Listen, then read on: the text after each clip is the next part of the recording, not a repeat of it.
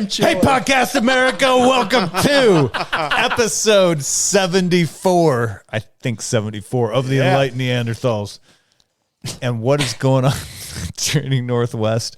October 5th, we have our last publicly listed class of the year, Rifle Pistol 1.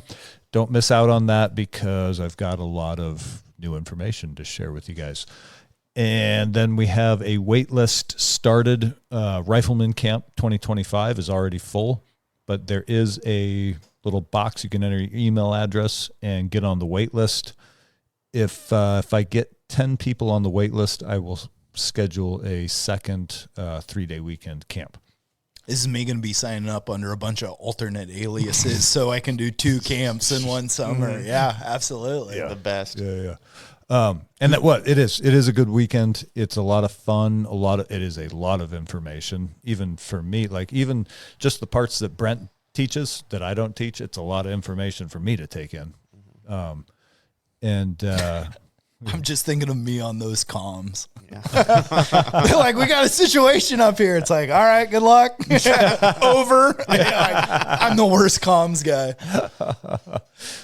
Need more work though. That's just, you need to put in the work to have the results. Put in the reps. Mm-hmm. Yeah. Just like jiu-jitsu. Chivalry and leadership, Mike.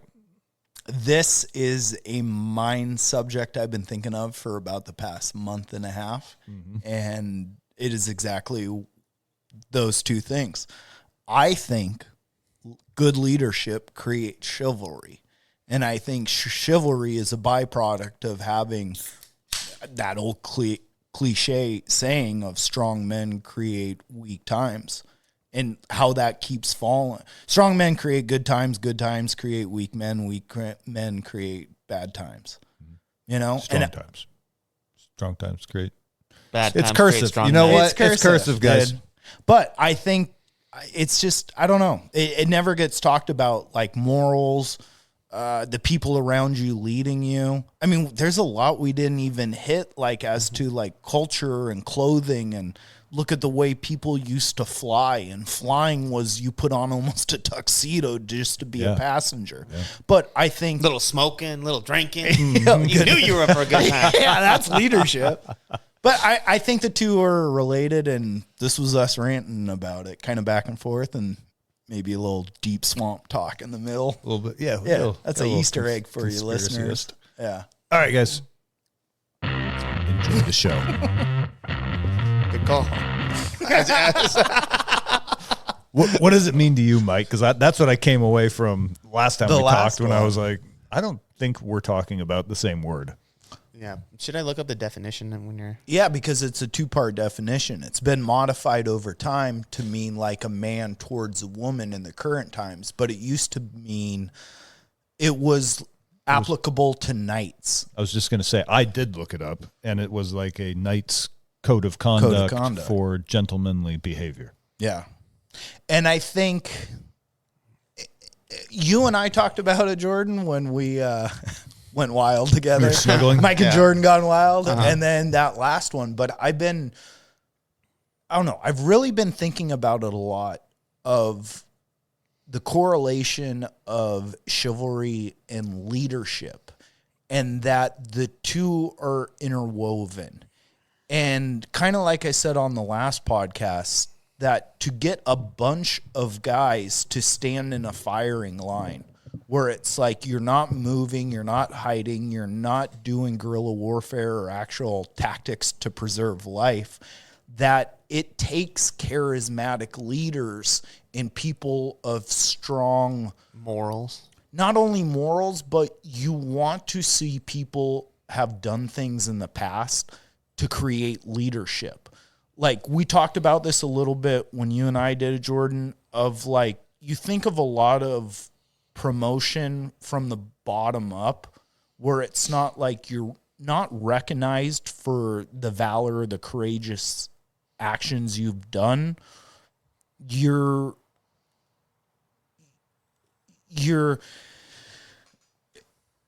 just kind of promoted for being there, and that just kind of moves you up one rung of the ladder, and then you get to a higher status by doing it that way. Where true leadership and to get people to follow you is done through action.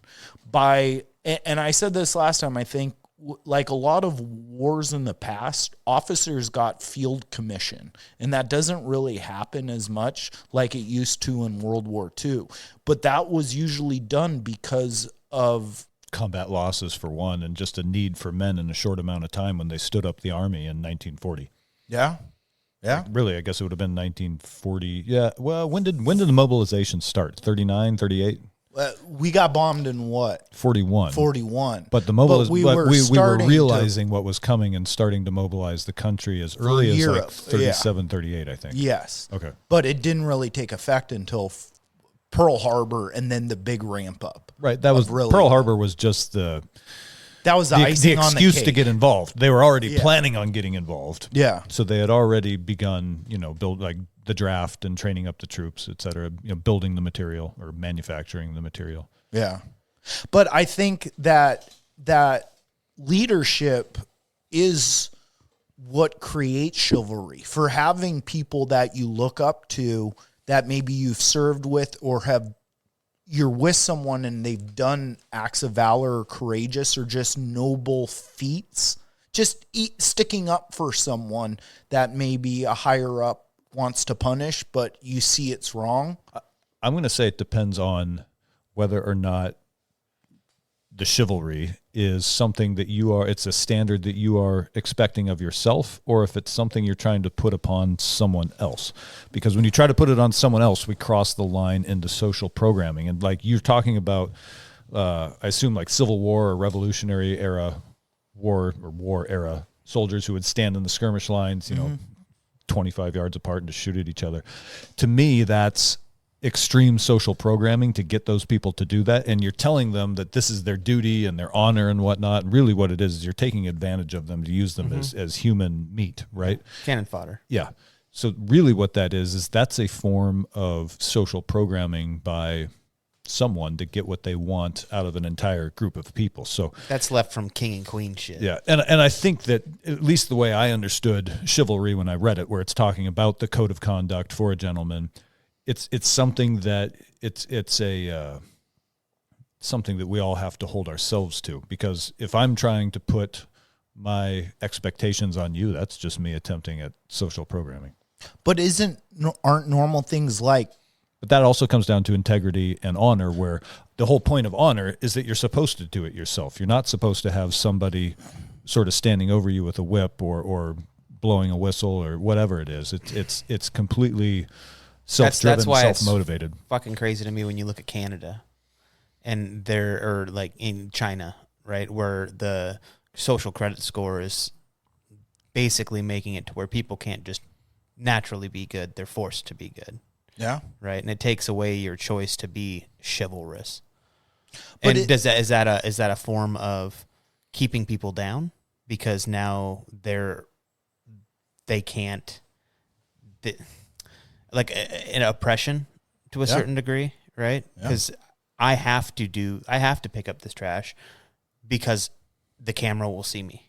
Not I'm going to pick up this trash because I know it's morally, But that isn't just social pressure. That becomes economic pressure and stuff when it's tied to your bank account. Yeah. I don't think there's any difference. Hang on real quick to Jordan's point. I think that probably atrophies a society's ability to be moral because it's moral.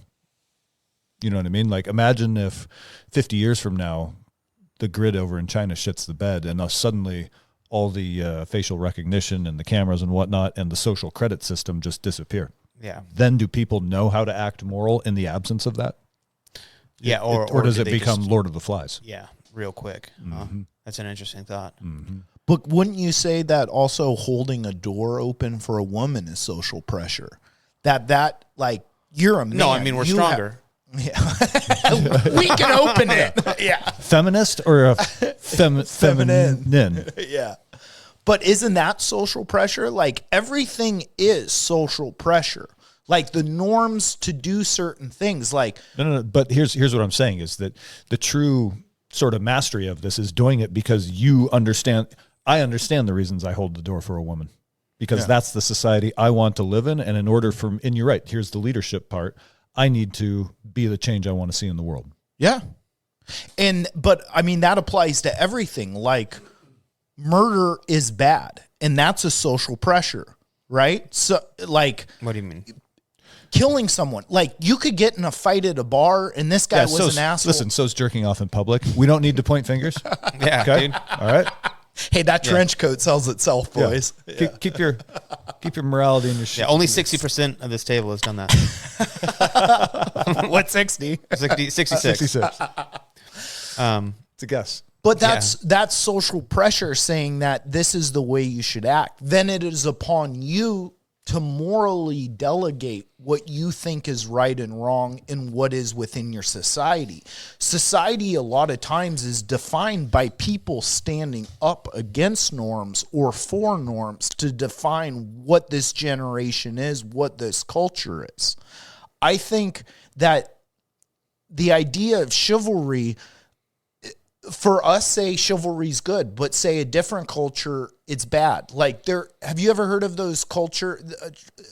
They're tribal people that, like, as in it's against their culture, or it's bad for their life experience. Either, like, there's a tribe, I think, in Africa, or it might be South America, but when the women get elderly and to a certain age, they're a burden to the tribe, and it is the duty but it's a duty for the younger men when they're walking and they're going about their day, that a younger man will come up with like a stick or a rock, and he will hit the woman in the back of the head to kill her. Oh, yes, I have heard of this. Because she's a burden it's to the tribe. It's considered like a mercy killing almost. Right? And so how old are we talking? 38. 28. Yeah. Over the hill. Yeah.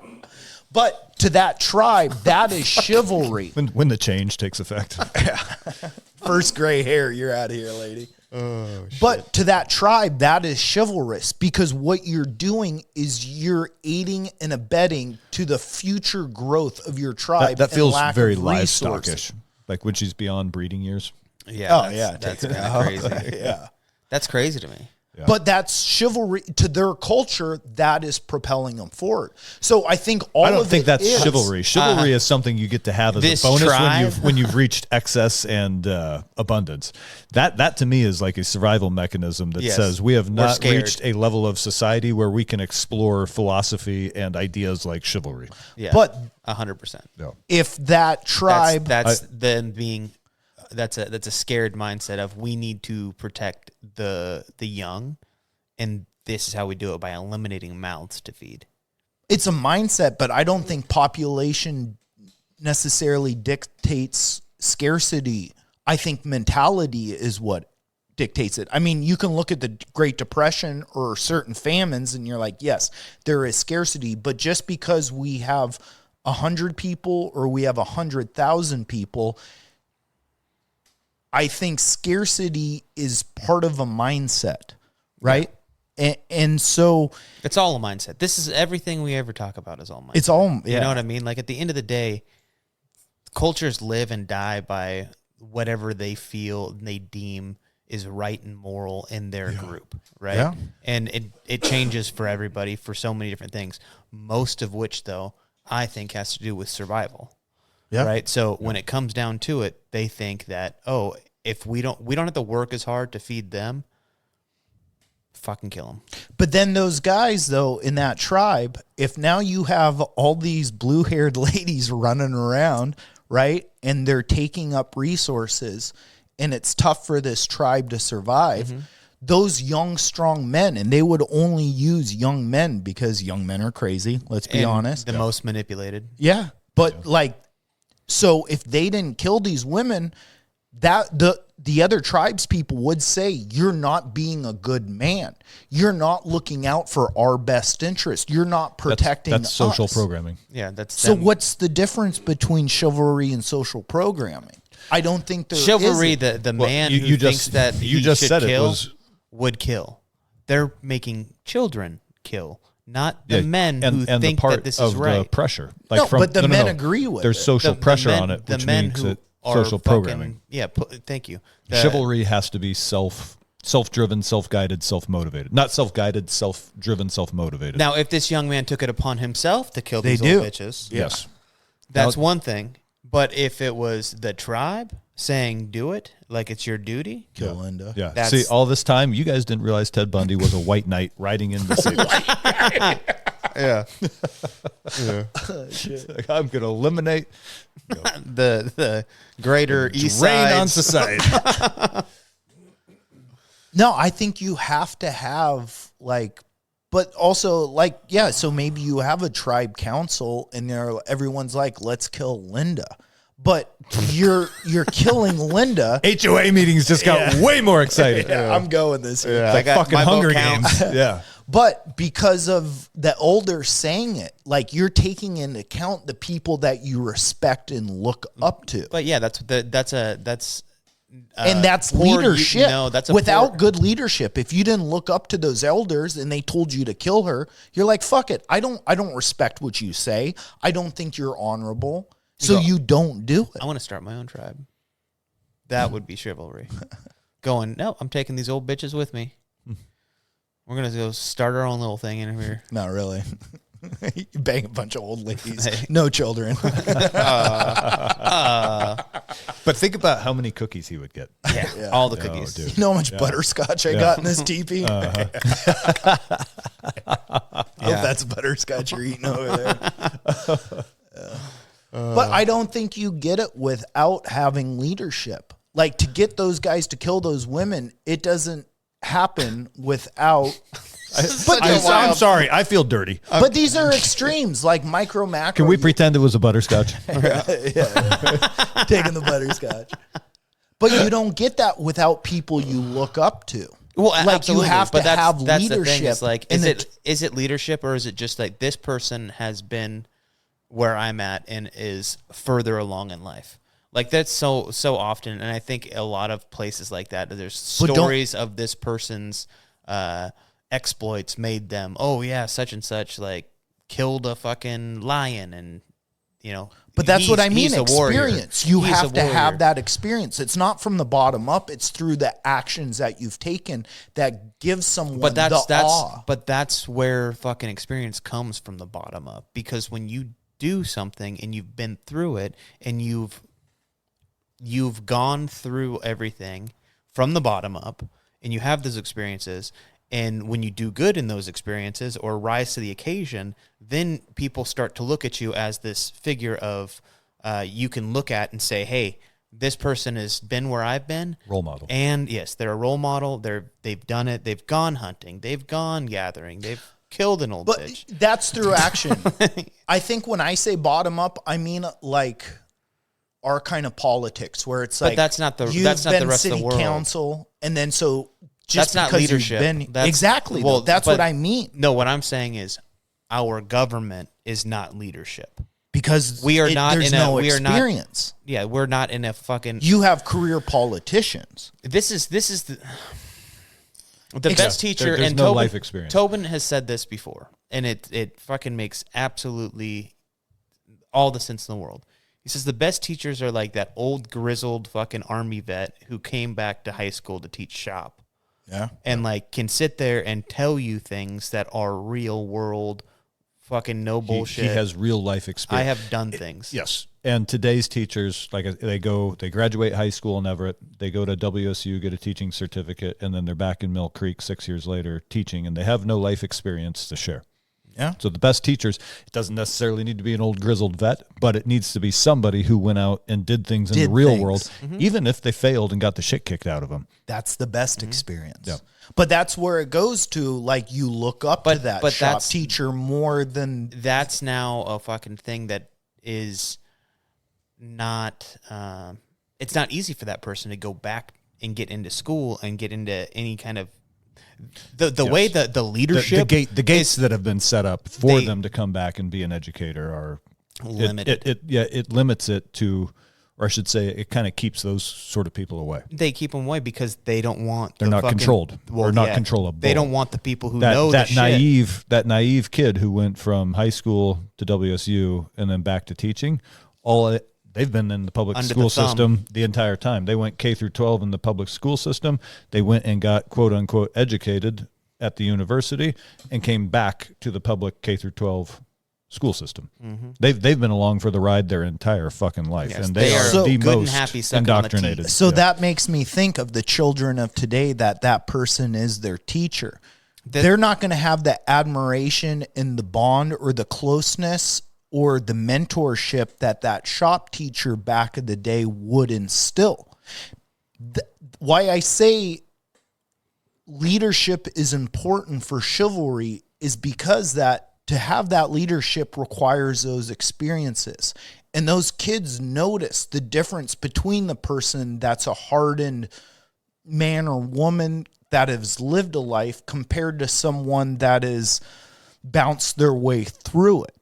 I think that's where leadership and chivalry are tied together.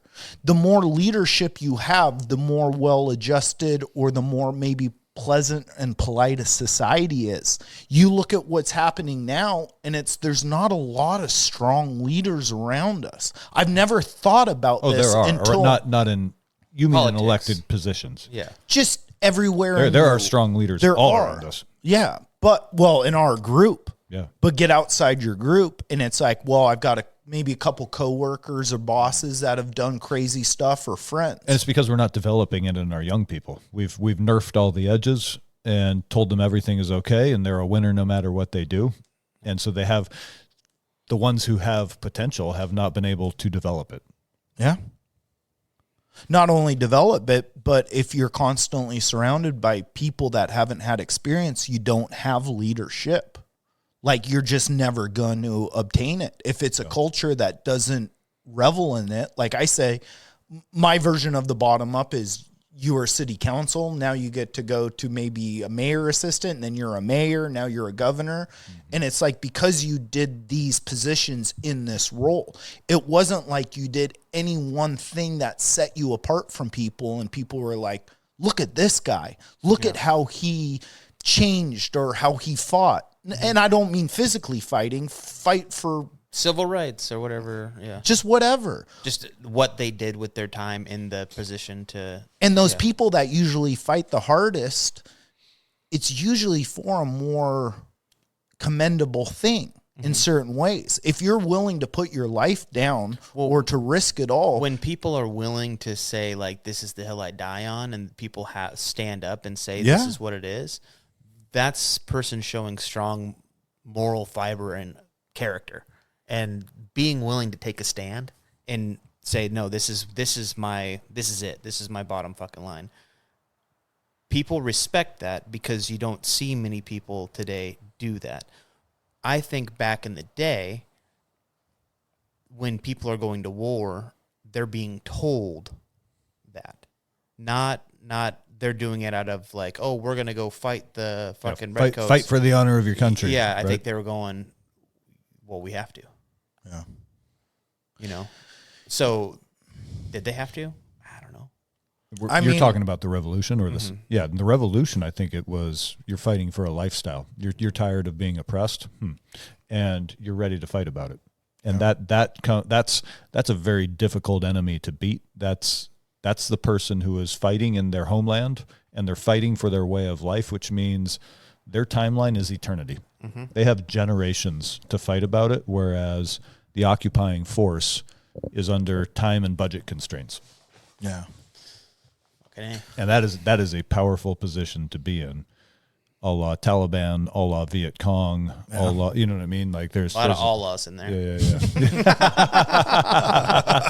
All of the snack bar. Now, it's something I've been struggling with. I think there's a huge correlation between the two. And I don't know, with the election happening, I'll vote Trump because I like policy or what that party is representing more so than just the guy and who he is. But I feel like everyone in this election is they're voting on what their ideas of morals are or standards in a certain way. I don't think your vote matters. I actually think Trump has already been picked because he's the bankruptcy guy and the corporation is insolvent and he's going to bankrupt it. Well, there's my conspiracy theory. fucking A. Yep. Wait, say that again? He's The United States of America, Inc. is insolvent. Okay. What does Trump do? What is he known for before he was a reality TV personality? Business guy. Bankruptcies. Yeah. Mm-hmm. Weird. But every Fortune 500 CEO has claimed bankruptcy multiple times. Why not CEO? Or CEO. Oh, Oh. You said CEO. I see her all the time.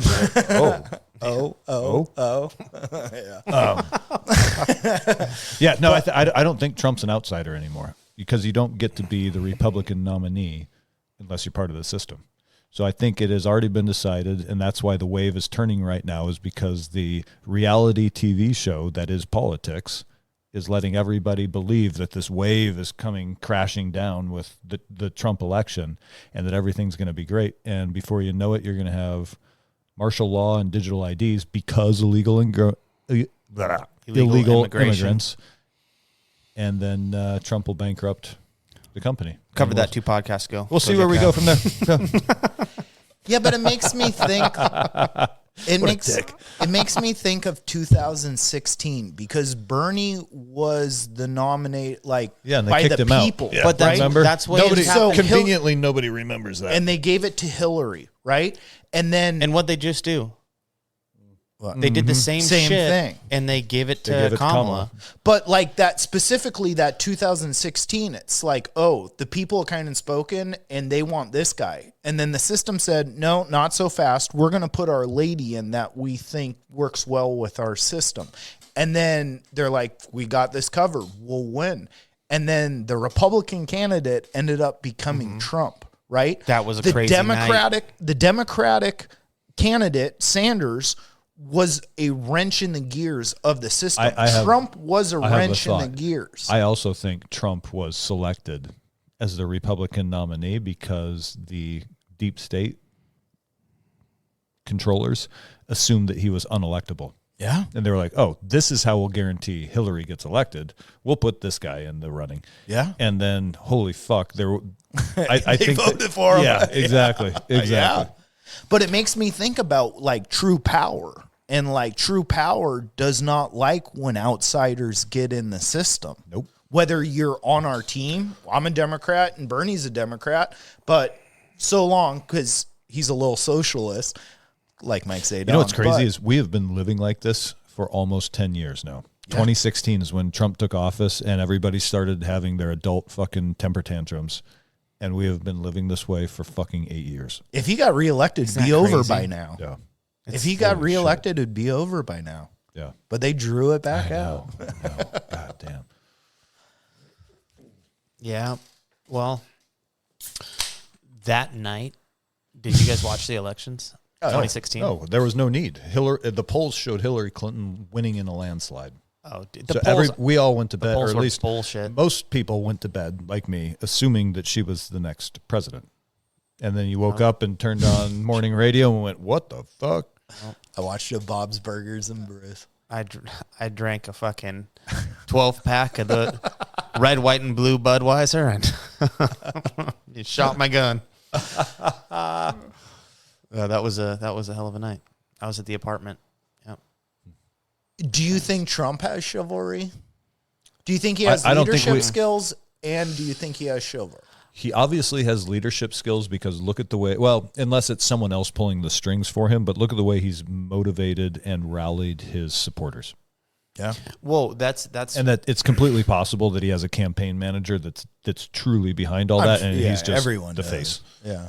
But I mean, even if you're the face of something like that, is the ability to wield power and get people behind you, is that chivalry? No. Or is that authenticity? And that's actually, I look at like a Taylor Swift kind of situation. No, she's so it's weird to me that people like her because that's what I'm saying though. But she's such a huge bump in caricature. But it's a huge bump, and yeah, you know, But it's also the pop singer thing, which for whatever, because Americans are so fucking dumb and conditioned to like that if you can sing and dance, like look at Zelensky. How do you become president? Like this is how fucking stupid people can be. Is that they think that being able to sing and dance equates you to being wise. Fuck. And I was going to chime in on something. What was the original point? Taylor Swift? No. Charisma. The reason, regardless of whether or not Trump is actually behind all the strategy and like the charisma and whatnot, or momentum he has, what he is authentic. He gets up there and start like whatever is coming through. It's a stream of consciousness, and you have no fucking clue what's going to come out of his mouth. And I'm sure that he has aides who are just like panicked off to the side of the stage, like, "Oh God, what's he going to say?" I think that is what resonated. Yeah, that is what resonated with America. Is that even if it was a little crass and it was a little out of line, people were like, fuck yeah, this motherfucker just gets on, because we're all so tired of politicians who would get up and give us their talking points and their 20-second sound bites. And it's like, we have no fucking clue what these people are actually going to do when they get in office, because it's all fucking lies. And then suddenly here you get this guy. She's an ugly dog. Exactly. I would lock you up. Yeah. And it's like, this is so refreshing. Someone who we actually have a sense of who this person is. And I think a lot of people fell in behind that because authenticity is attractive. No matter whether it's ugly or fair, people are drawn to authenticity. At least they know who the fuck they're dealing with. Yeah. Well, what drew me to it the most was the fact that he, it was a slap in the face to the PC woke movement that was coming, and it was just like, yeah, fuck you. That's like, another big part of it. It was such a, because the PC movement seeks to shut down authenticity. Wokeism is about snuffing out creativity and authenticity. That's what I was trying to get to with like China shutting down the ability to pick up things because it's good. Your heart is good. They're shutting down that authenticity. Yes. You're doing it simply because the app said so. Yeah. And like, just, that's what I got a big problem with, like, China, Canada, and like, you can't say what you want to say. Like, that's a huge problem. That's true. You'll never know what someone's heart is under a system of social control or authoritarianism, because you won't know, did Jordan just go pick up that trash because Jordan's a good motherfucker and that's someone I want to hang out with? Or will it be, did Jordan just walk over there and pick up that trash because his fucking social control app said, hey, there's a, Mike just threw his spent condom on the floor over there and you have to go pick it up. Condoms. Yeah. Magnums. The biggest. Is that toilet paper roll? Chock full. Stuck to the side of that truck over there. Hanging out at the Flying J truck stop. It's a 19-wheeler now, baby. Yeah, I mean, that's a big problem with all of it, right? Like, but it's because of their doctrine. Forcing somebody to be kind doesn't mean they're going to be kind. Yeah, that's the scary thing. Like, when you look at kids being put into a system like it is, it's like, well, we want you to be nice. And it's like, are you making nice kids? Are you like setting examples for these kids to if you dictate behavior? And I learned this the hard way with my kids, because I thought that it was correct to just tell them what to do. You have to start talking to them about the ideas and let them make their own decisions, and then be like, how do you feel about that one? Yeah. They're like, oh, fuck. I'm like, Yeah, you gotta experience, but that's creating a full life, right? That has allowing a kid to navigate through life with bumpers, right? Taking reasonable risk is, as a parent, it's reasonable risk, right? You're mitigating death. You're mitigating like complete and total fucking being maimed. But it's like, you want to go fucking play around on the monkey bars, try and hang upside down, fucking figure it out. Yeah. You're gonna fall. Like, you might not. You might find out that you're good at that. You're bad at that. Like, could be really fun. You could spend your life in a wheelchair. I don't know. Yeah. It's up to you. But I mean, there's certain level of like, you need to you being able to lead somebody in that sense of like raising a kid. In my eyes, I as this parent of 4 dogs, is you have to set an example, but you also have to allow independence. And that independence is where you're going to see like a rise in somebody. If you don't, and responsibility. Yeah, Here's another dinner thing huge lesson from like having kids is giving them responsibility causes them to rise to it. Yeah. They want to develop control of their themselves. lives. Every child wants to develop themselves, yes, and take control of their life. And when you give them something that to them, it could be something smaller, it could be something big, it could be something that scares the shit out of your wife, or it could be something little. And when you give them that responsibility, my kids have 100% risen to it. And they've made mistakes, but it's always just a mistake of not being experienced enough. It's never for lack of trying really hard. Yeah. Well, and there is the heart that you see is like good, and creating a space of the ability to make the decisions, the ability to have a little bit of independence, and parents who care. Yeah. That's the mix, right? And I also think that giving them responsibility is a modality of showing them how much you care, because you're saying your development is important to me, whereas if you helicopter parent the shit out of them, basically it says you're too stupid and fucked up to ever get this, so we're just gonna have to do it for you for the rest of your life. Well, and that's what ends up happening is a kid that doesn't have as many options because they don't know how to navigate the world if they haven't been given the opportunities before. So that, I guess, could translate into a leadership thing, right? 100% in development of your crew, your people, by allowing them to make the mistakes or successes and feeling both. Success and failure is always going to happen no matter what. But that leadership comes in once again. Like you said, you can just tell your kids what to do. If I tell Billy to make his bed every day, but I don't do it, he's not really probably going to do it because he sees me not doing things. He needs to see someone lead by example. So through leadership, you start to create morality, which creates incentive to their self-worth. And like you said, I will let you do these things because I have more trust in you. I'm being a good leader, instilling responsibility in you and having expectations.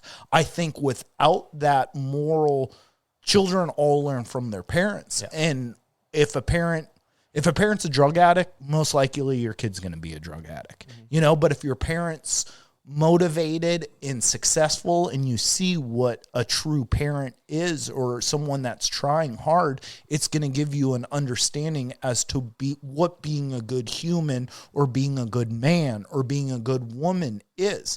You have to have leadership to create morals, to create chivalry.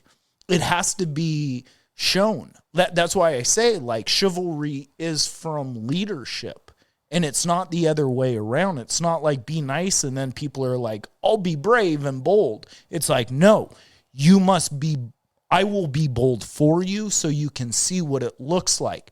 And then maybe if you're a good enough person, you'll look at who I am and who I'm trying to make you become.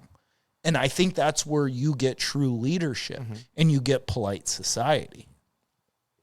Yeah, I mean, I think that is a straight way to raise a kid, right? Like, you need to give... Or replace kid for nation. Well, yeah, or country. But you give a example, and then you allow the failures, the successes and the failures to say, this is what I'm trying to do for you. I'm gonna allow you to. You're coming, and everything you guys are saying makes total sense. Why communist doctrine wants to eradicate the nuclear family, because that takes that parenting and leadership role away from people and gives complete control, which we damn near have with public school. Yeah. And like we already said, the people who are in the public school No offense Yeah. to teachers out there Spent who their didn't entire go life and from spend, kindergarten until now. Yeah. Kindergarten till the grave, or Yeah. kindergarten till retirement. They are in the public school system. Yeah, and not to say that people, not to say they can't live lives outside of school, but it's not quite the same. Well, in anything else, you call it you call in finance or you call it a bubble. You know.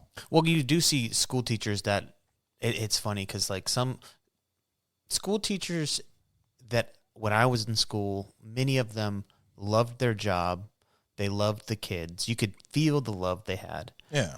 I agree. And it was very impactful, but like you also felt the ones who were like, I'm just here for a paycheck. Yes. Yeah, and they also might be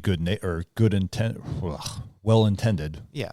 But still, if you spend your entire life in the system, literally, it's damn near cradle to grave. If you think kindergarten until retirement, Oh yeah. Yeah. No. that's public school starts in kindergarten, and then you go all the way 60 through. years of Yeah. working for or The- being involved the in Department of Education. Education system. Propaganda. I mean, yeah. Yeah, I think you do need outliers. You need people to fill roles that maybe weren't necessarily in it for teaching and stuff. Yeah, you know But where the need kids need to start diversity. looking is the bus drivers and lunch ladies. Yeah, that's DEI. That's true DEI. Yeah. You know, there's some rap sheets around there. Yeah, I was just gonna say, you probably, if you got Go on talk to the KP janitor. duty washing dishes, you could probably get some pretty good stories. Yeah. I remember in elementary school, we had a janitor, and his name was Elvis. And everyone just thought, you're 6 or 7. You're like, oh, he's cool because he had sideburns. So everyone called him Elvis. But it's like, who's this degenerate? At 40, now I look back he's at got it. 6 tours of Nam as a Green Beret. Yeah. Yeah. Exactly. A dagger tattoo. Yeah. Yeah. Yeah. He killed a man in Reno. He's hiding out in Edmonds, Washington. Just to watch him die. Yeah. Yeah. But I think there's a huge correlation between the two. And I think maybe that's why I feel our nation is so wishy-washy too, or like it feels like we're playing with fire kind of in a way with our politics and society. But it's because a lot of good leadership in the past has come from crazy situations, i.e. war in the past, and we haven't had as much war. You look at how many politicians are veterans or have gone through. Well, we also have shitty leadership in the military because flag level officers are politicians. But honestly, the entire system, like in fact, you mentioned this earlier, is that in World War II you had a lot of battlefield promotions. Well, now what you have is the prerequisite to be an officer as a 4-year bachelor's degree. Which, hey, guess what that means? Point. That means you spent an extra 4 years in the system. In the system. Yeah, and so now you're qualified to tell troops what to do. Yeah. And the enlisted men are not really encouraged nor allowed to think for themselves, except for in a very few units. And our entire national leadership has been intentionally suppressed so that chaos could be sown, because from chaos comes what?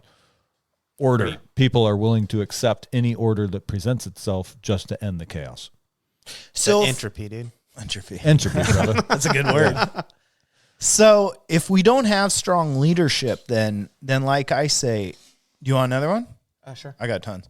Hang on. Let me grab some. Hang on. Refresher break? Pee break? Yeah, we can do that. Pee break. Isn't that an old TV show?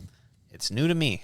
Oh, okay. Yeah. When I saw it said 20th anniversary, I was like, oh shit, I thought this was new, not 20 years old. What show? The Wire. Isn't that got the black guy from the Allstate commercials? You know you're in good hands. Yeah, he's like Yeah. the commander or whatever. Is he? Yeah. Okay. Yeah, he's like running the whole show for the Is that team. the show about like Baltimore Police Department? I think it's Baltimore. Yeah, and they're like tapping the wire, or they're tapping. I never watched it. No. Yeah, I don't watch Fantastic. it. What's the best The show? Shield. The Shield is hands down the best show I've ever watched. Okay. Yeah, because I thought Seinfeld. it was The Wire, so I was like, oh shit, this is good. Yeah. So I gave it a That's shot. when I and was here am. 25. It was pretty fucking intense, dude. The Shield. Is that Yeah. the guy that Michael Chiklis, the bald guy. the bald guy who Yeah. ends up being the Rock in Oh yeah. yeah, Fantastic Four. Four. Yeah. Okay. All pissed off all the time. You know what was another good one that was like kind of like a fire and rescue. Shit. Is it Danny Trey? Is it no The Mexican guy, No, Danny no, Trejo? no. The blonde guy, the Irish guy, Oh, the Oh. comedian. Yeah. Nick Lear. Oh, Jesus. Dennis Leary. Dennis Leary. Dennis Thank you. Leary, Dennis Dennis Leary. Leary, and fucking what's that one show? Fire or Rescue Me? Holy shit, Rescue Me. I haven't seen many dude, I just watch what I watch. I'm not good at a lot of TV shows. Yeah.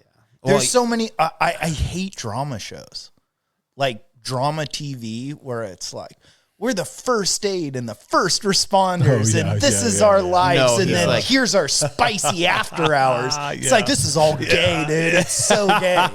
dude. One might say the gayest. No, dude. There's parts of it that are like, oh shit, because the guys are like, I think I'm fucking chicks, or no, I'm fucking dudes, and he doesn't know what he's doing with his life, and ends up like, yeah, it's a crazy. Well, hey, you it's a called crazy it. show. You nailed it. Yeah, see, that's Yeah. what I mean. You see Anywho. one, you can see them all. You know what was a good one was fuck. It was either on Showtime or HBO. What was the guy's name? Brody in the show. Carrie. God damn it. This is good pod. No. We're killing it. Yeah. We're killing it. Homeland. Did you ever see Homeland? Nope. If I'm gonna watch, We don't. It's so funny because none of us watch a The ton same of TV, I thing. guess. But the TV that we do see, absolutely not the same shit. Huh? No, if I'm gonna watch shows like that, it has to be on like Showtime, HBO. Like I hate the. I'm always looking for a good rom-com myself. Yeah, but it doesn't feel real Yeah, no because shit. you can't swear or you can't do like you can't show too much gore or nudity. Yeah, there's no chivalry in it. That's because of weak leadership, dude. Some might say. Yeah. Well, dude, I thought Netflix was like completely lost. I do think that a really good judge of how the free speech and all that shit is with big companies like that and comedians, right? And after that roast, Tom Brady roast, that kind of is like, oh shit, people can say whatever the fuck they want now. Apparently, Yeah. Good. You know? Good. yeah. I mean, that was kind of Yeah, a slap in the face of like any, PC bullshit.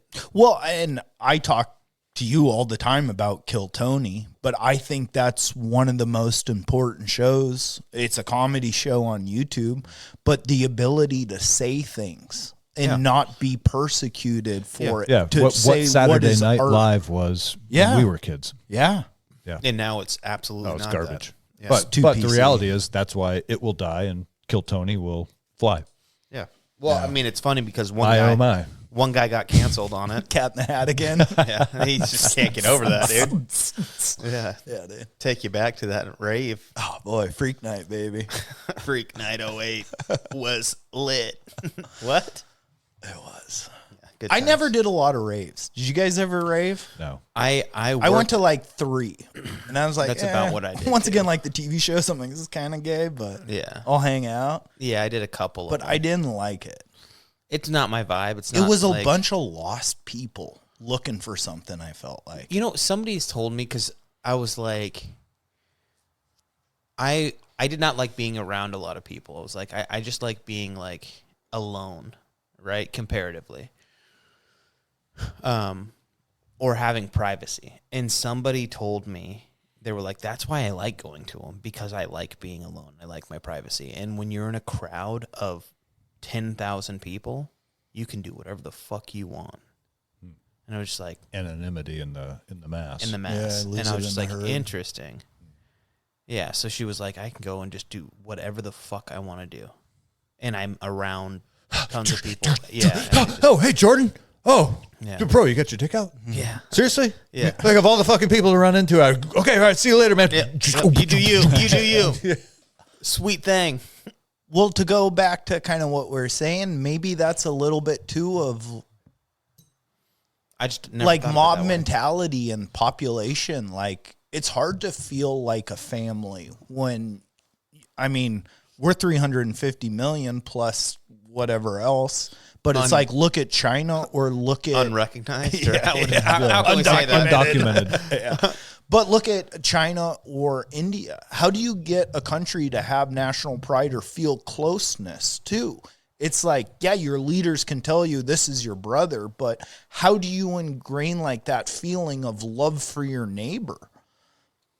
That's just a hard thing to keep going with. Like, I think that was patriotism, right? That was flying your flag and fucking having barbecues and waving at people in the neighborhood. When I think of that, but that I think means of you're all like, for the same cause. but I think of like,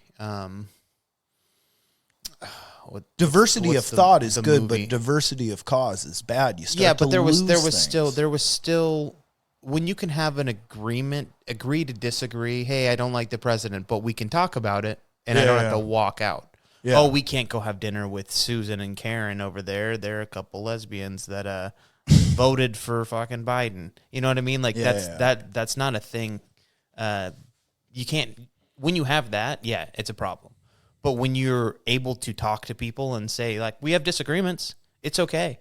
I am 100% okay in you and me not agreeing on this. And you're still a good person. And I'm looking at who you are as a person and not who you are on the spectrum of what you believe to be moral. You know what I mean? Like, I know you're a good person. I know we align on we want our families to be healthy. We want we're not going to hurt other people outside of our families unless they need hurting.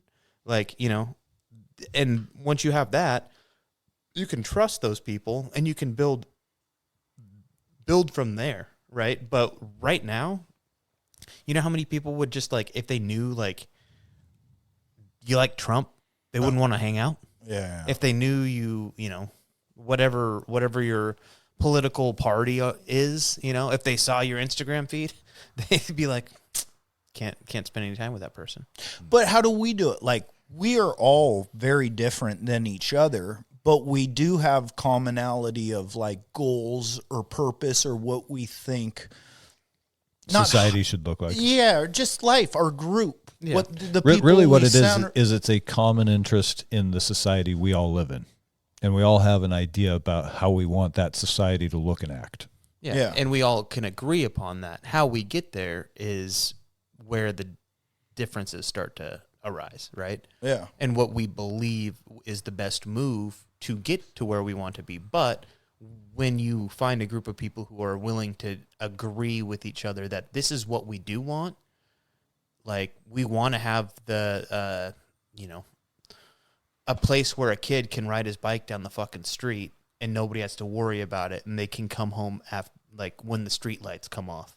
Yeah. You know what I mean? Like allowing that and living in a society where you can raise kids and raise people to make the decisions to continue it without worrying what's going to happen to that kid. Can I let them go off? Like everybody wants that, right? Yes. I think everybody can agree. No, we want to save 100% of Americans want 100% of human beings want that. Yeah. And once you start there, except for the few that are broken and should just be fucking flung out into the sound. Yeah.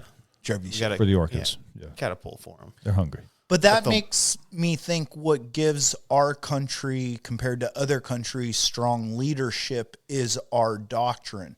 A doctrine where whatever But they're trying to tear that shit down fucking right and left. Yes, and that's the problem. But that is what we have to tear down statues because that person owned slaves. Well, because that's fucking something that happened. When you realize that we all want the same fucking thing and that we are intentionally being split, that's when you start to realize this is what true evil is. Yeah. The people who are running again, we're back to social programming to split us, right? Like, does anybody think it's weird that across at least Western civilization, it seems to be split exactly 50-50, right versus left? Yeah. Like how many billion people, is that a billion people? You think Europe, North America? Yeah. Yeah. And somehow we seem to be exactly 50-50. Huh. Isn't that a fucking coincidence? It's fucking social engineering because they want to start. I think, okay, here we go. Put your fucking tinfoil hats on. We're going down my rabbit hole. Yeah. I think they want. Oh man. I think they want to start a world war. It's been 100 years since World War I, and the Earth is overpopulated. And I think the goal is to cull the population by starting a civil war. You ever heard of right? Everywhere you look is red team versus blue team. Have you ever heard of, I believe it's Lucidity's Trap? No. Every 80 to 110 years, there is a major conflict. Yes. And it's not, I mean, it could be due to maybe the elite saying population control, but it seems like They're sure beings, talking about it a lot. Yeah. Release those fucking because it goes and perfect. Like nobody's gonna have to if worry it about was it here in from a this second. time to World War II, from World War II to World War I, World War I to World War I and II are the same event. Two Yes. was just the mop-up operation to Yes. completely eliminate, but the ramming vanquish society, I think. of heads of nations and physically costing troops. From now to World War II, World War II to World War I, World War I to the Civil War to the Revolutionary War. Like it falls all within that 80 to 110 Yes. year kind of time span. I often think about that. Are you being facetious? Because I do actually often think about that. I do not. But I Yeah, think- it's real. That's my problem. Is I don't think about like the spacing of wars, and when they. But I mean, it makes it's a absolute goddamn sense. good thing you're sitting at this table, little buddy. Yeah, strap in. Tell me more. Let a guy who's never been to war tell you all about war. Yeah. Yeah. It's the smell. We're really. talking about timelines. Yeah. Thanks. Yeah, into But like you're saying, a population control, war is a thing that does seem to But the population, mitigate it. the population has more than doubled since 1950. What, 5? yeah. It's, it's great, more yeah. than doubled, and it's exponential, right? And like at that point, you look at the traffic on frickin' I-5. Oh, I'm not upset about the culling that's coming. I'm just kind of warning people who have common sense to stay out of the fray because we're the ones who are going to be left over to rebuild a society. And this fucking no traffic on I-5 is going to be fucking sweet. I don't think I'm we'll gonna be go left 85 over. miles an hour all the way to work. Will we be left over? What have we learned from every war? No, that who knows? civilians Who are the the biggest fuck knows? casualty. It's not the truth. But this is going to be a civil war. Mike. Yeah, we're all troops. Jordan, those eyebrows. What I'm saying is stay out of it as much as this, Yeah. unless it's for self-defense of you and your family, stay the fuck out of it. Yeah, dude, it's Don't fucking get involved. Wolverines. In World War III, do you go gray man or do you pick a side? No, you go.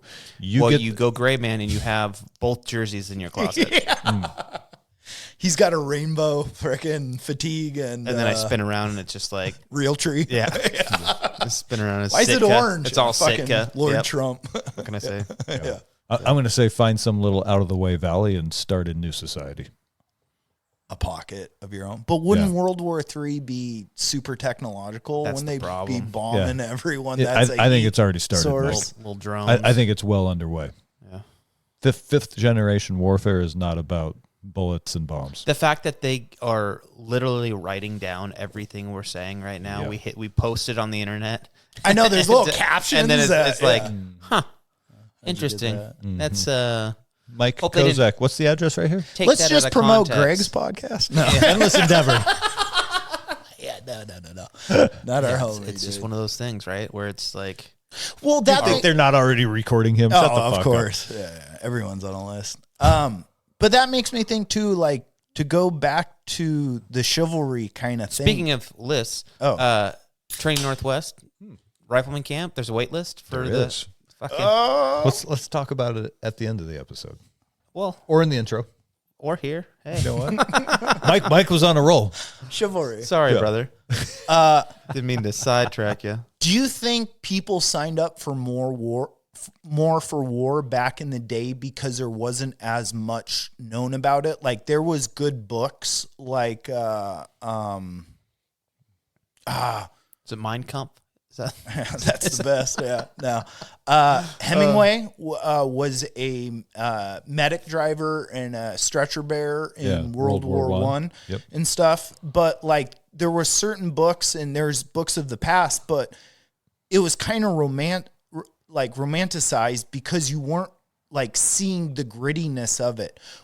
When I log on to Instagram, which cancels people for saying the most mundane things, but I can log on and I watch grenades, trench warfare, drones killing guys, blowing people apart. I was Does that I was lose shadow the banned. romance of war? I shouldn't say shadow banned. I was openly restricted on Instagram for like a year and a half because of a video of Nathan shooting a .22 rifle. And yeah, and then you can scroll down and see like some chick's all butthole. yeah, exactly. Yeah. And that is what's being. You want to talk about morality in society? Yeah, no shit. But does that? There wasn't. Do you like? Is the romance of it and the mystery of it lost? Took me a second to catch up there. Yeah. I missed it. It's okay. Yeah, it's all right. I'm blabbing. It was disgusting. No, I mean, I You're right. You're right. There's a absolute. Like I got to watch from Iraq, like you would watch Vietnam and World War II videos, and like what the news would show you of the first invasion of Iraq. But once we hit like the second in Afghanistan, it's like everyone's just fucking wearing a GoPro, and I can see how this fucking works. And now you just and get it to makes watch it worse. FPV drones fly grenades into Ukrainians and Russians, and people are like, think about how desensitized this generation is going to be to war because they're used to just scrolling past it on Instagram. Why does it desensitize? Why doesn't it make more people angry? Like It should. I think it's almost like the perfect timing for it it's made to desensitize people because Get ready for World War III. Well, you're being fed this stuff that gives you dopamine, and you just have to mindlessly start scrolling through it, searching for it, right? And you just sit there and scroll and scroll and scroll, and the next thing you know, you've fucking 20 videos deep into watching drones fucking blow people up. Yeah. But you're just mindlessly like scrolling through stuff. And I wonder if there's not some normalcy bias going on to where when you start seeing that happen in your own neighborhood, like, oh, yeah, we've been watching drone strikes for 8 years at this point. Yeah. Well, I think you go, oh, you know what's going on. Well, they're using them here now. That's a good point, actually. Just desensitize you to the fact that, holy shit, yeah, this is what they're doing to people. Do you think that was the plan to get you on these things, make these videos shorter and shorter and shorter? I think shrink the ability to pay attention to shit, and then once you're hooked on that, to start throwing in all of the videos of like, because like again, the Ukrainian war is probably the most recorded of any war yet. Yeah. Right? Just everybody's got a cell phone. They're using drones. They're using this. You're using that. And they're just getting it out to everybody. Yeah. So at some point, people are so used to just that scroll that when they hits their feed, they just start scrolling through it.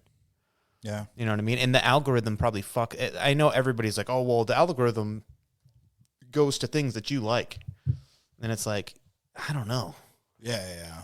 I mean, I think you spend time around each other. Hang on. I think it goes to things that cause you to have sort of like the startle, like a very minute. So that camera's watching you, right? Your selfie camera's watching you as you're scrolling, and it's seeing your reactions. And I think that when you have it's probably a very micro reaction, the same version of like when someone jump scares you and you go, it's that on a very minuscule level. And when it recognizes that, it goes, oh, got him. Show him more of that. Because that's what keeps you, that's like, oh, that's a little excitement. Gets you with a little dopamine. And so you go, and it's almost like little miniature traumatic events. And so people are going, on a micro scale as they're scrolling along through their Instagram or their Twitter feed. And I think that's what keeps you going. And that's also what leads to like the collapse of people's mental health. Do you think, or at least it's a big factor in it. Do you think showing it can help provide a narrative? Like in World War II, to drive war bonds, they got a bunch of Hollywood directors. Like, yeah, right over there, blah, blah, blah. Did you choke on your own beard? A couple hairs in your mouth. Yeah. They got directors to go to war, like Francis Ford Coppola, I believe.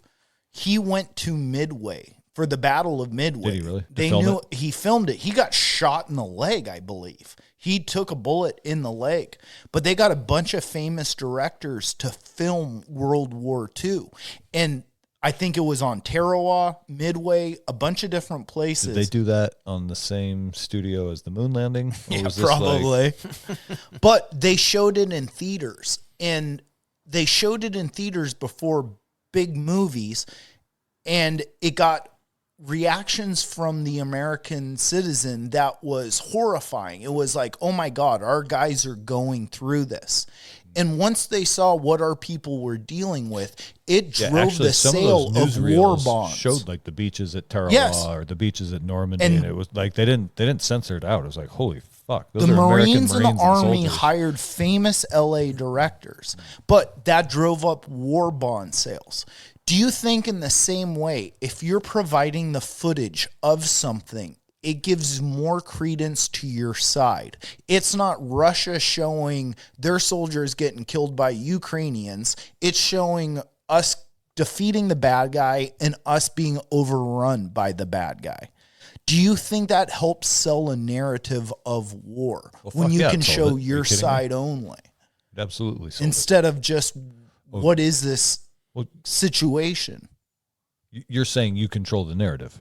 The entire, you're one-upping. You're getting ahead of it. Even if it fails and we lose to these people, our citizens are so ingrained with seeing how our guys... The boys fighting overseas. Yes. So if the Japanese ever make a beachhead in San Francisco, then the country mobilizes against them. I think the country was already mobilized. Pearl Harbor did that well enough. But like in this way of current like warfare and like trying to, I mean, there's a narrative, it seems like with social media and what gets through. I mean, Instagram throws around a lot of wild stuff, but a lot of social media with restricting and content, like what we will and won't show. That's once again, I a actually narrative. think the ruling class is nervous. I think that's what's going on. I think that access to information, we've talked about this dozen times at this point. The access to information that every single person has now, and unvetted, unfiltered information, has become so high that it's become a threat to the existing power structure. And what you're seeing is a panic reaction. That's what we're really experiencing, is that people are figuring it out, and it's very easy to find all this information. It just comes to you because of the algorithms on social media. And yeah, this is a panic reaction to maintain the old order. Yeah. But I mean, wouldn't that be Trump then? Like the order of the established and Yeah, the money I do in think the that Trump system? is a controlled candidate. Well, I mean, 2016 Trump, 2016 Bernie. No, 2024 Trump is a controlled candidate in my mind. What do you think about the 2016 Trump? I think no. What do you think that was, though? The power. I think that was, nobody expected, like everybody was like, what the fuck? Like we thought that we had it all. We thought we didn't really have to cheat. We just had to do our social programming. And then Trump won the primary. And then I'm talking about the assassination attempt. Oh. There's That's so panic from there's the so elites, many questions dude. around that thing. I don't know what to make of that. The two assassinations. I could see it legitimately just being some whack job who wanted to take a pot shot at him, but the way to a CIA conspiracy theory and everything in between. We're never going to get answers on that. Wait, no. The one thing about this the fact that I'm saying the last assassination attempt, not the only assassination attempt, he got how far from that golf course before they apprehended his vehicle? I heard it was 50 miles. Okay. The fact that the Secret Service, what happened? Local municipalities. That's another thing. I don't know what happened. So that dude put himself in that golf course, Mar-a-Lago golf course. He stayed there for what sounds like 12 to 16 hours. They were conflating like stories about they spotted him, and So here's the thing though.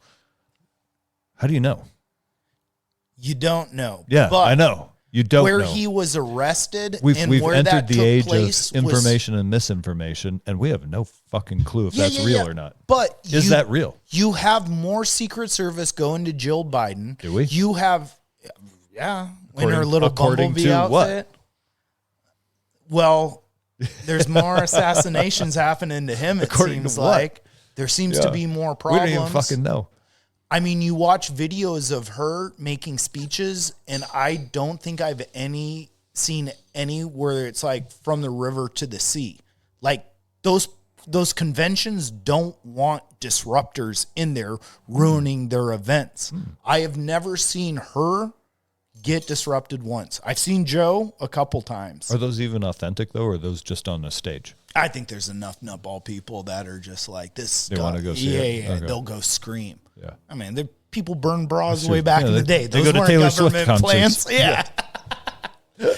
But yeah, I don't know. I think that one too, if you look where that guy got arrested, it was really far. I feel like there's an actual, and there's been, after the first assassination. You're saying he got too far, or they arrested him far away from Trump? He got too far and they arrested him far away from Trump. He drove 50 miles before it seems like they apprehended him and actually got the guy. What happened? Yeah, I don't even understand what you're saying now. So he camped out on the golf course Okay. like the day before. He hit on the 6th hole while Trump was on the 5th hole. And then they noticed a barrel sticking out of the bushes. Like they saw an actual, like, they're like, hey, there's a weapon here. Yeah. And so they started. So hang on. So that alone eliminates CIA training. Yeah. That's a fucking cartoon. Yeah.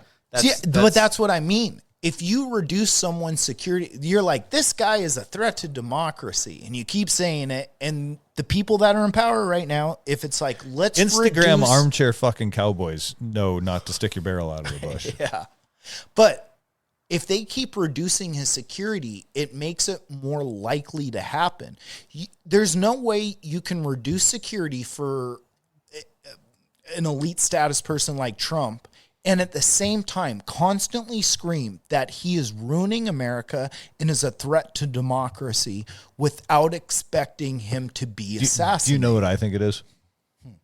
It keeps you occupied talking about Trump while our banking system is being looted and laundered through Ukraine right before they crash it. All the wealth is being transferred. Well, what about Kennedy? What about him? What if there was an attempt on JFK before he actually got killed and the second one killed him? It'd say the library in Dallas is what took him down, but there was another one before. And then he finally does get killed the second time in Texas. What, I would be I don't interested understand to what you're see. asking. Or what that has to do with me saying that. What I'm saying is that this is pattern recognition, right? Mm-hmm. And you're talking about the elites being upset about the way the people feel or having an outsider get in. Mm-hmm. I think all of these things are connected in the same way. Trump getting in is an outsider getting in. The people. I think the whole thing is reality TV. I think politics is reality TV. Because, I think it's life that's become reality TV. Let me ask you this: who's in charge right now? Who's the president? The gayest show on fucking Jill Biden. Didn't you see that thing the other day? No, she's not. Yeah, she seems to be. The fact, no, she's not. Whoever who That's who Dr. Jill. Yeah, who has been, because there's been no change, which means that whoever was in charge the last 3.5 years is still in fucking charge. Well, that's which the tells deep you state. that exactly That's that's where I'm going. Yeah. Is oh fuck. Sorry, I blew your load. Yeah, you did. No, but that's what it is. You got me off track, and I couldn't find it again. That's the biggest question. It's like, so who's in charge, and what is power? Power is. Oh, sorry, it's a reality TV show. There we go. Yeah. And the same people, like, the reason nothing changed is because the puppet master didn't change. The puppets changed, but the puppet master did not. So that is why we didn't really experience a blip. It's like, oh, hey, they look at how fast they exited Joe Biden's stage left. Oh, yeah. Does nobody think that's a little weird for a active U.S. president to he gone? Oh, he's Mr. Magoo. Yeah. He walked off the left. Who has seen him in the last couple of months? He's not doing press conferences. He's not doing public events. He's just gone. Yeah. And well, nobody he seems said he was going to focus on just running the country. Yeah. Nobody into the ground. Nobody seems to notice, which tells you that whoever is actually running the country is very much still alive and well and actively running the country. But that's where it goes to me like, Barack Obama. no. Look at what drives us. What are I got you, Doug. our first and second economic drivers? Government and pharmaceuticals, or the hospital No, system. hang on, Mike. Insurance. Our biggest budget line item by far is DOD. By a Yeah, long but that's shot. government. Yeah. The biggest are Private industries. what we make the most money. Honestly, I think DOD is still our biggest private industry. Our economic driver is the government, Yeah. and then medical. Oh, yes, you're right. In the United Government States. is now the largest, whatever you want to call it. They take up the most. The most. Or they are the largest, what do So- you want to call it? Consumer of money. So when you say it's like who's in charge? Well, to me, it's all about money. And we just saw COVID and how much taxpayers paid to get all the vaccines and everything. That was your money creating that, buying it, allocating it. How many billions of dollars? Laundering it to the upper, Yeah. whatever you want to say, 5%, 3%, whatever it is. So when I think deep state, it's like everyone says communism's bad. Give us all your money and we'll allocate it. What's the fucking difference to us giving our money to any government, our government? Yeah. There's not transparency. No. So when you say who's in control, Well, hang on. it's This is the why money I bearers. actually think we should, people need to stop paying taxes. And I fucking mean that. That is the only, if you guys really want to see some change, stop paying taxes. And if enough people do it, because that's what they're after is your wealth. And really what is your wealth? Your wealth is a token of your time and your energy. So what they want is your time and your energy. So if you say, fuck you, I'm not giving you my time and my energy or a token of such, and enough people do that, that is how you actually starve these people out. And I've been half joking about it for years, but more and more as I see, as I look at the executive branch of the federal government and go, who's actually in charge? Doesn't seem like anybody is. So why the fuck am I obeying laws? Why am I not going full outlaw? And I'm on the verge of, I don't know that Training Northwest is going to pay taxes anymore.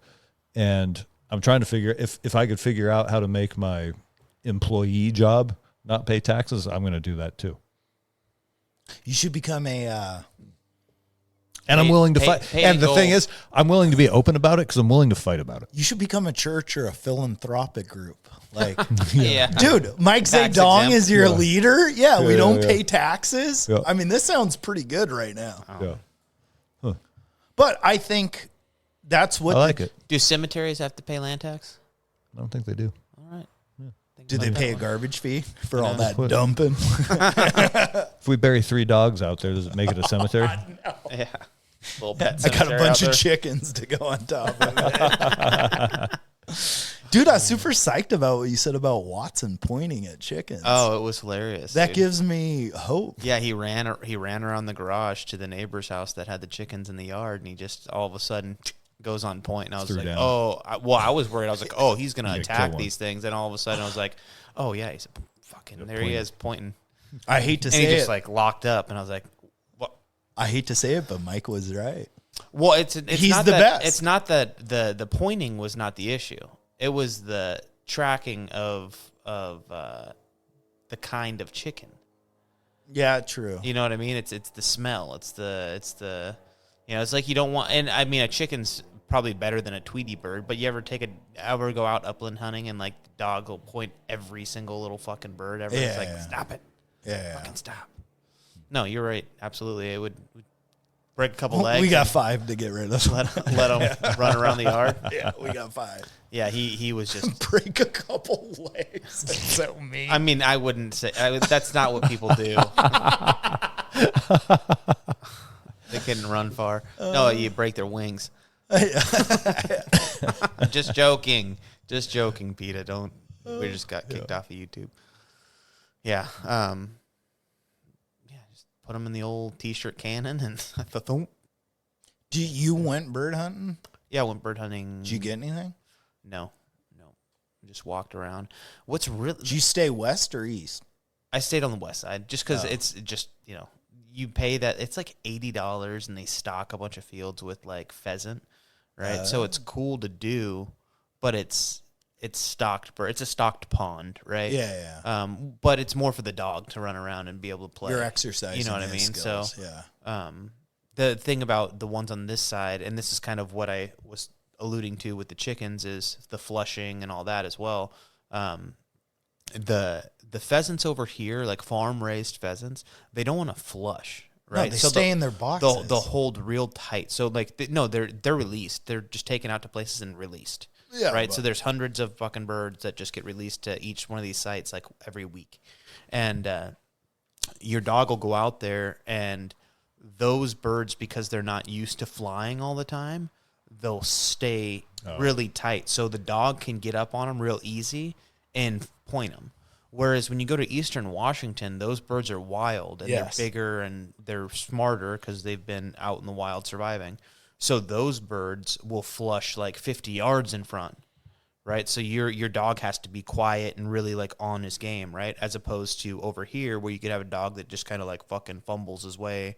And so that's what I was meaning. Like, but if your dog is so used to that, it's hard to like, you want them to be able to do the Eastern Washington stuff as opposed to, being able to just walk up to. So some people are like, fuck that, I'm not taking my dog there at all. Danielle's uncle and her stepdad, my father-in-law, they went on, they did like around here, one of those same type of thing. It's a hunt here where they release birds and stuff, and you can take your dog and you go hunt it. And my stepdad's not a big hunter, but my uncle likes to duck hunt and do stuff like that. So they went, they did it, and they're walking out in the fields, and the dog took off, but then he like went the wrong way, and the guides were with him, and the guide's like, I think there's some birds over here. I'm going to walk over here. You guys get ready to shoot.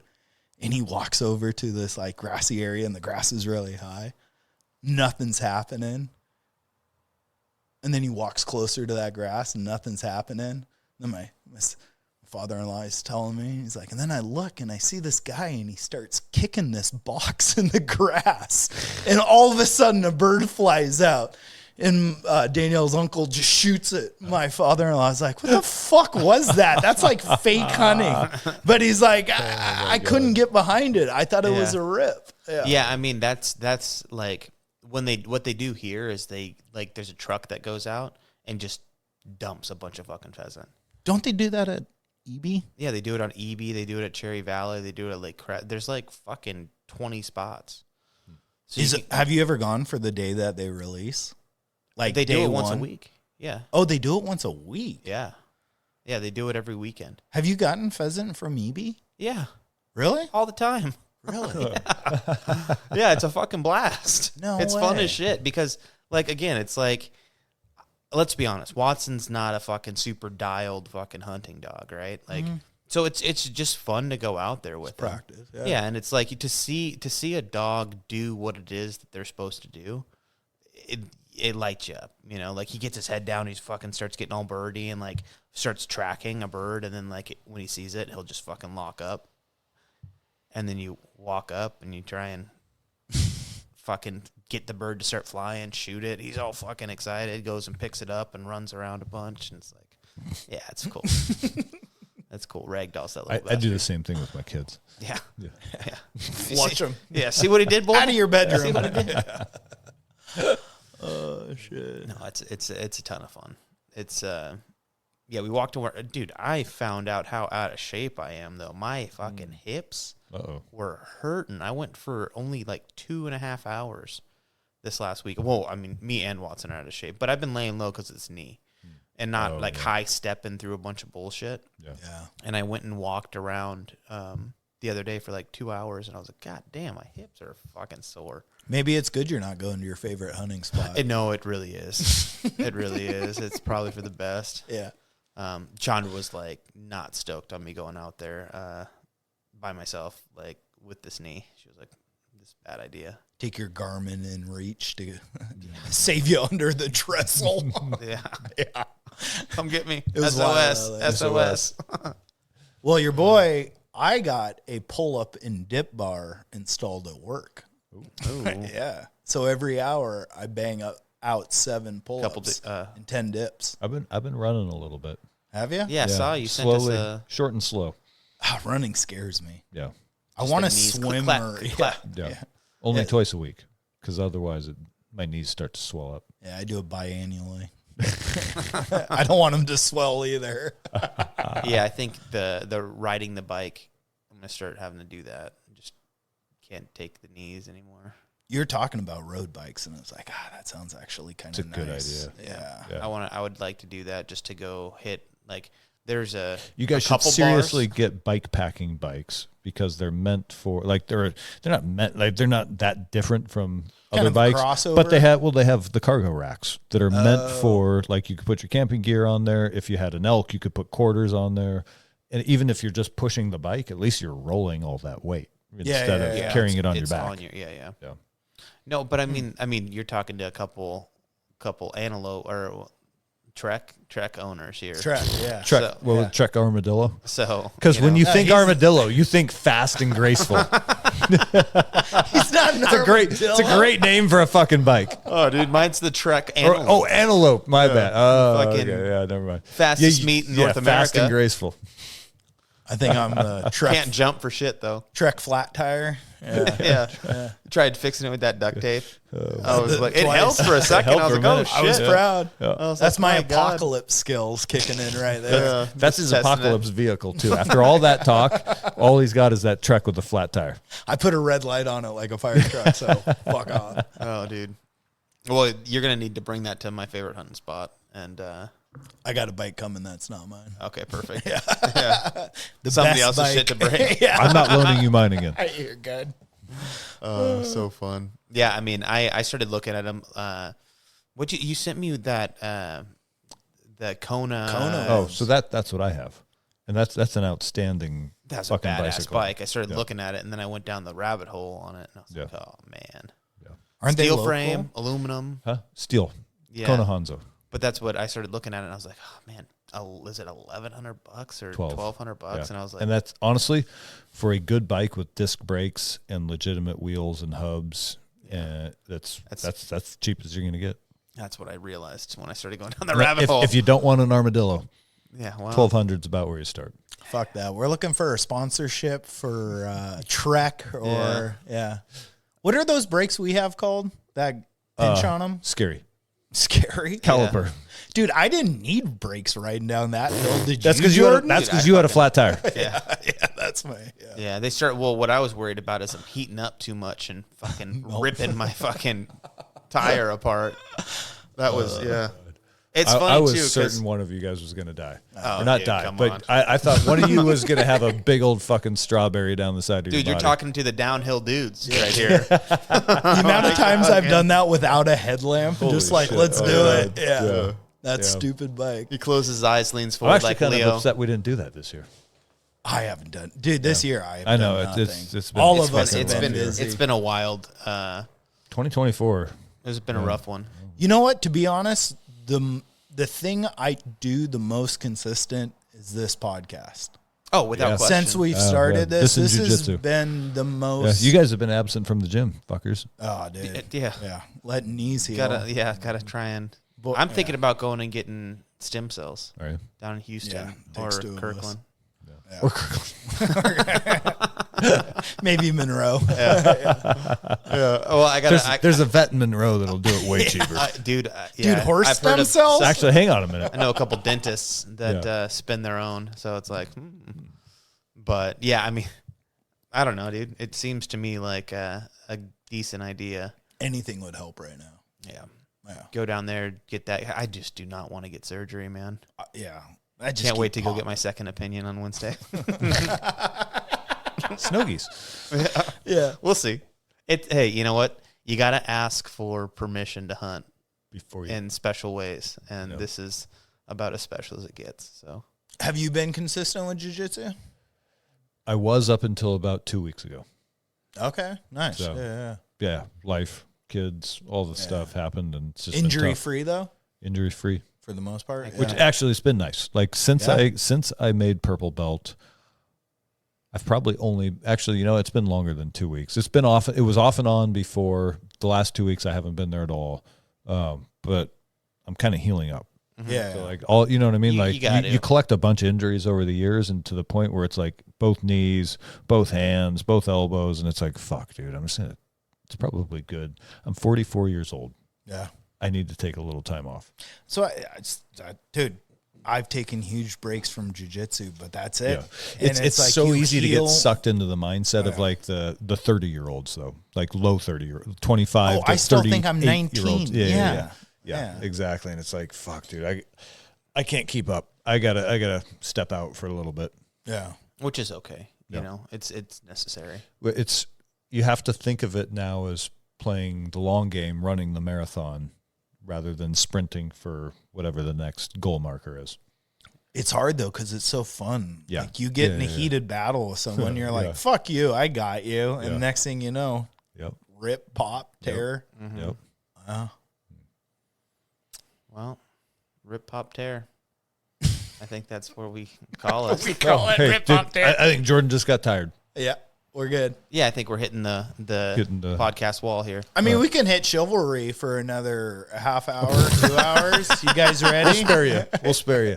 All right, guys. Hey, we've got like 26,000 downloads and 33 reviews. That's pretty good. So either Let's we bump have that up, either we have 33 listeners, or some of you fucking slackers. Please go to iTunes or Spotify or wherever you're listening and leave us a review, because that helps the algorithm put us in front of more potential new listeners. Yeah, I'm not gonna I'm not gonna do it the 34th time. Yeah, no shit. All right, good night, everybody.